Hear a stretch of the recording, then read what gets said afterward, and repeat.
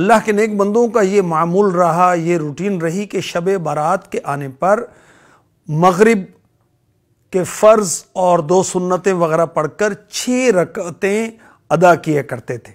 2 رکعتیں اس نیت کے ساتھ کہ یا اللہ پاک ہمیں درازی عمر بالخیر عطا فرما، اور 2 رکعتیں اس نیت کے ساتھ یا اللہ ہمیں بلاؤں سے امن عطا فرما، اور 2 رکعت اس نیت سے ادا کیا کرتے تھے کہ یا اللہ ہمیں اپنے سوا کسی کا محتاج نہ رکھ۔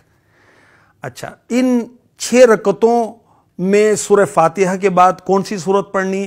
جو چاہے پڑھ لیں، ٹھیک ہے؟ اور بہتر ہے کہ 3 مرتبہ ہر رکعت میں آپ قل هو اللہ احد اللہ الصمد یہ سورہ اخلاص پڑھ لیں، اور ہر 2 رکعت کے بعد سورہ یاسین شریف پڑھیں، یا 21 بار 21 ٹائمز آپ سورہ اخلاص پڑھ لیں، یا دونوں ہی پڑھ لیں۔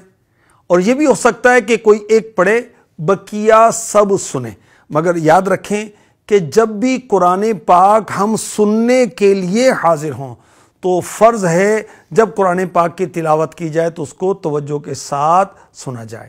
شب برات ہوتے ہی یعنی 14 شعبان کا سورج غروب ہوا تو 15 شعبان یعنی شب برات شروع ہو گئی۔ آپ 6 رکعت پڑھیں گے، انشاءاللہ 6 رکعت پڑھتے ہی ثواب کا انبار لگ جائے گا۔ اور یہ بھی توجہ رہے کہ ہر 2 رکعت کے بعد جب سورہ یاسین پڑھی گئی یا سورہ اخلاص پڑھی گئی یا دونوں کی تلاوت کی گئی، اب دعائے نصف شعبان بھی پڑھنی ہے، جو کہ آقا کا مہینہ رسالے میں موجود ہے، اور آپ اس کا اسکرین شاٹ لے کر بھی اپنے پاس اس کو سیو کر سکتے ہیں۔ صلو علی الحبیب صلی اللہ تعالی علی محمد۔